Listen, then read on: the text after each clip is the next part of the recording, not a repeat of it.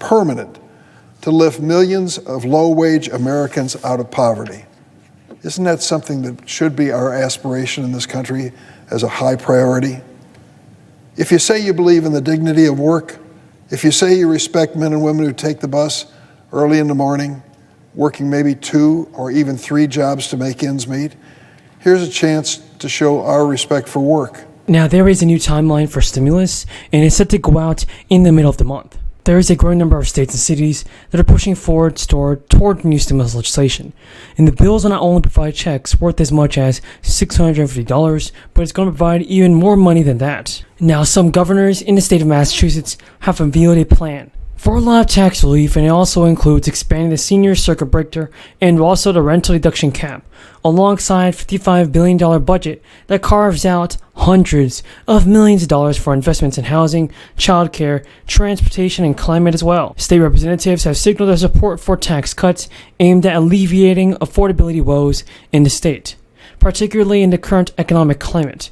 During an interview, the governor called her child and family credit absolutely necessary, and the refundable credit applies to dependents such as people under 13, adults with disabilities, and seniors as well. Administration officials estimate it will cost around $500 million in the fiscal year to get this done.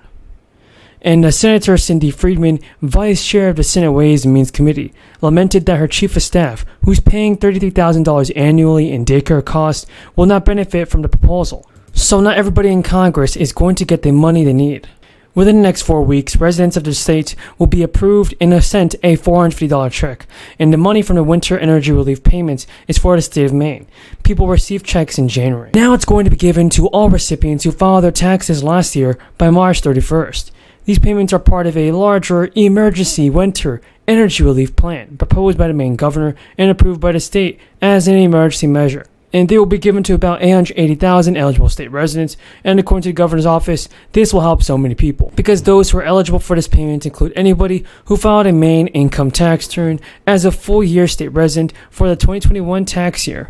So it's good to see that some people will be getting the stimulus payments in several states, not just one. Now, we don't know that Americans are living paycheck to paycheck. It's pretty well known that Americans are living paycheck to paycheck as the cost of living increases, like grocery store items and things like that.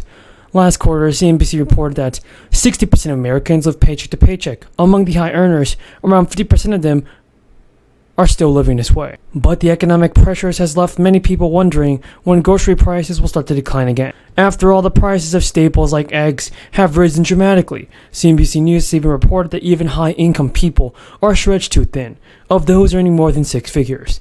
50% reported living paycheck to paycheck, and that's up from the previous year's 38%. Now, it's unclear when prices will drop on the grocery store shelves, but it's still possible that shoppers will see more increases before decreases.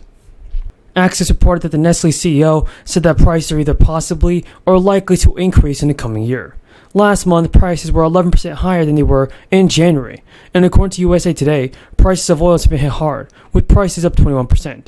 It's no secret that eggs are expensive, like other foods. They've risen with inflation, but other factors like the increased cost of supplies are also responsible for higher prices. It has been noted that elevated gas prices are also causing food items to increase as well, namely those which are eggs, which is the main ingredient in food. So I want to talk about some of those ideas. First, repealing the Trump tax cuts for the wealthy and for giant corporations. Ms. Matsui, you're a tax expert. That's why we invited you here today. So how much would it affect the deficit if we repealed the Trump tax cuts for the wealthiest? I've not met a cop who likes a bad cop. There's bad in everything. There's lousy senators, there's lousy presidents, there's lousy doctors, there's lousy lawyers. No, I'm serious. But I don't know any police officer that feels good about the fact that there may be a lousy cop. I'm tired of not giving the kind of help they need. Folks, look. Now, some of you guys may not automatically get your fourth check. There are also huge changes to monthly benefits that may be coming next month. New delivery dates have been confirmed by state officials, and here is your daily update for your fourth stimulus check. A nationwide outage was reported with the SNAP program. leaving more than 1 million people without the ability to use their benefit transfer cards to make payments at retail stores. Agencies in Massachusetts and South Carolina reported on Sunday that customers are unable to make purchases with their electronic benefit transfer cards. The South Carolina Department of Social Services wrote in a Twitter post that it is aware of processing issues of electronic benefit transfer cards due to a third-party processor outage impacting programs in multiple states. The department later tweeted out that all the systems were restored, resolving the processing issues. The Massachusetts Department of Transitional Assistance also said in a Twitter post that electronic benefit transfer card processing in the state was affected, but later said that the issue was resolved. Several U.S. states have officially announced that they will offer additional SNAP benefits to eligible families. Households who meet the requirements for the extra food stamps will get these emergency allotments next month in the state's bid to provide families in need with financial aid. This assistance is intended to help households struggling to make ends meet as a result of joblessness or decreased hours of work following the crisis. Earlier this month, Governor Abbott announced that the state will provide more than $300 million in food benefits for 1.5 million Texas households. Now, Governor Abbott told reporters it is imperative that every family across our state has access to nutritious food. Through the extension of emergency SNAP benefits and the work of Texas Health and Human Services Commission, we are ensuring Texans have the resources they need to stay healthy. But Texas is not one of the states who have officially announced they will provide extra food stamps in September. There are various other states which have yet to make an official announcement, but they're expected to offer SNAP emergency allotments to their citizens who have struggled due to the rising prices and gas prices as well. Each state has announced their own guidelines, but if you have already received food stamps in the past, you may be able to automatically qualify for the extra financial aid. The food stamps can be used to purchase any food, including fruits, vegetables, meat, poultry, fish, and dairy products. States are now writing checks to help residents with everything from the crisis to inflation. If you had a tax liability last year, you'll be eligible for a tax rebate in Virginia this year. Those who filed individually can get rebates of up to $250, while those who filed jointly are eligible for rebates of up to $500. The states begin issuing the rebates in the fall. If you haven't filed a 2021 tax return yet, you have until November 1st to get in and receive a rebate.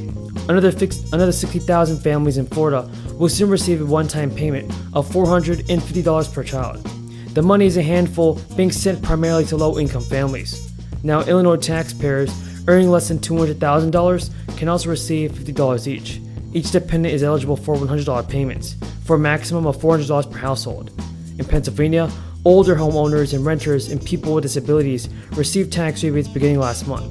That we are doing here today. We are going to be signing an agreement with Western Governors University and our community colleges, but what this will do in the state of Nebraska to have Western Governors University, WGU, be a private nonprofit organization of higher education here in the state of Nebraska, which will have all sorts of benefits.